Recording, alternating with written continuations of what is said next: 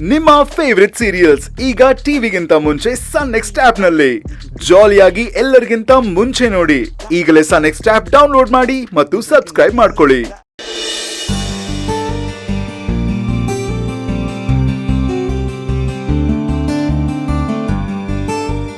ಸುರಭಿ, ಅಮ್ಮ ನೀನೇನಾದ್ರೂ ಮಾಡಿ ಸೂರ್ಯನ ಹತ್ರ ಕಾಂಪ್ರಮೈಸ್ ಮಾಡಿಸ್ಬೇಕಮ್ಮ. ಅಳಿಯಂದ್ರಿಗೆ ನನ್ನ ಮೇಲೆ ತುಂಬಾ ಕೋಪ ಬಂದಿದೆ ಕಣೆ. ಬೆಳಿಗ್ಗೆ ಕಾಫಿ ಕೊಡಕ್ ಹೋದ್ರೆ ಮಾತಾಡ್ಸ್ಲೇ ಇಲ್ಲ. ಮಾತಾಡದೆ ಇದ್ರೂ ಪರವಾಗಿಲ್ಲ, ಕಾಫಿನೂ ಕುಡಿಲಿಲ್ಲ ಗೊತ್ತಾ. ಅಮ್ಮ ಮತ್ತೀಗ ಏನ್ ಮಾಡೋದಮ್ಮ? ನೋಡೆ, ಯಾರೇ ಆಗ್ಲಿ ಊಟದ ಮುಂದೆ ಕೋಪ ತೋರಿಸ್ಕೊಳ್ಳಲ್ಲ. ಅಳಿಯಂದ್ರೆ ಈಗ ತಿಂಡಿ ತಿನ್ನಕ್ಕೆ ಅಂತ ಬರ್ತಾರೆ. ನಾನು ಹೆಚ್ಚಿಗೆ ಏನು ಮಾತಾಡಲ್ಲ, ಸುಮ್ಮನೆ ಹೋಗಿ ತಿಂಡಿ ಬಡಿಸ್ತೀನಿ.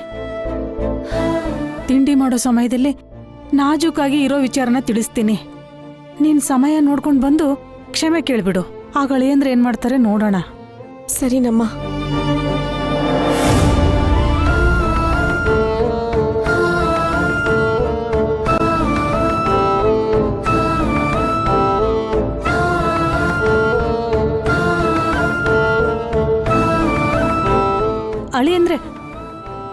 ಅಳಿಯಂದ್ರೆ ನಾನು ಬಡಿಸ್ತೀನಿ.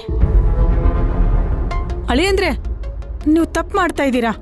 ನನ್ನ ಮೇಲಿನ ಕೋಪ ಊಟದ ಮೇಲೆ ಯಾಕೆ ತೋರಿಸ್ತಾ ಇದ್ದೀರಾ? ಅಳಿಯಂದ್ರೆ, ಒಂದು ನಿಮಿಷ ನಿಂತ್ಕೊಳ್ಳಿ. ನೋಡಿ, ನನ್ನ ಮಗಳು ಮಾಡಿರೋದು ತಪ್ಪೇ ಅಲ್ಲ ಅಂತ ನಾನು ಹೇಳ್ತಾ ಇಲ್ಲ. ಆದರೆ ಅದರಿಂದ ಯಾರಿಗೂ ಏನೂ ತೊಂದರೆ ಆಗಿಲ್ಲ ಅಲ್ವಾ?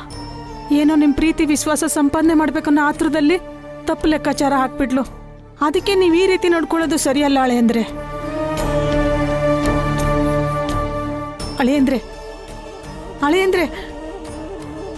ಅಳಿಯಂದ್ರೆ ನೀವು ಬರೀ ನೀರು ಕುಡ್ಕೊಂಡು ಹೋಗಬೇಡಿ. ಅಳಿಯಂದ್ರೆ, ನೀವು ಬರೀ ನೀರು ಕುಡ್ದು ಹೋಗೋ ಹಾಗಿಲ್ಲ. ಸ್ವಲ್ಪ ಊಟ ಮಾಡಬೇಕು ಅಳಿಯಂದ್ರೆ. ನೆನ್ನೆಯಿಂದ ಏನೂ ತಿಂದಿಲ್ಲ ನೀವು.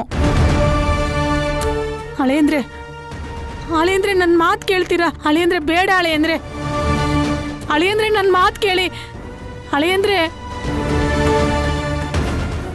ನೋಡಿ, ಇಲ್ಲಿ 1 ನಿಮಿಷ ಮಾತಾಡಿ ನನ್ನ ಹತ್ರ.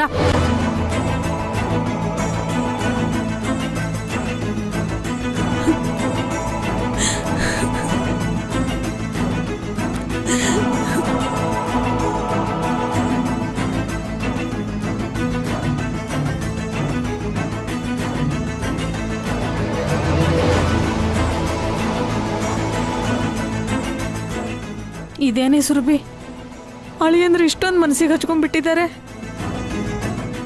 ಅಮ್ಮ, ಅವನು ಹೀಗೆ ಕೋಪದಲ್ಲಿ ಮೌನವಾಗಿರೋದನ್ನ ನಾನು ನೋಡೇ ಇಲ್ಲ. ಅಲ್ಲ ಕಣೆ, ಮಾತಿಗೆ ಸಿಗದೆ ಇರೋರ ಹತ್ರ ನಾನು ಏನು ಅಂತ ಮಾತಾಡಲಿ, ನಾನು ಏನು ಅಂತ ಸಂಧಾನ ಮಾಡಲಿ ಹೇಳು? ನಾನು ಸ್ವಲ್ಪ ಹುಷಾರಾಗಿದ್ದಿದ್ರೆ ಹೀಗೆಲ್ಲ ಆಗ್ತಿರ್ಲಿಲ್ಲ ಅಮ್ಮ.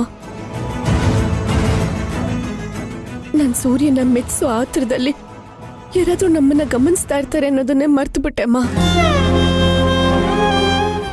ಅದನ್ನ ಆ ಶಿವಾನಿ ಅಡ್ವಾಂಟೇಜ್ ಆಗಿ ತಗೊಂಡ್ಬಿಟ್ಲು.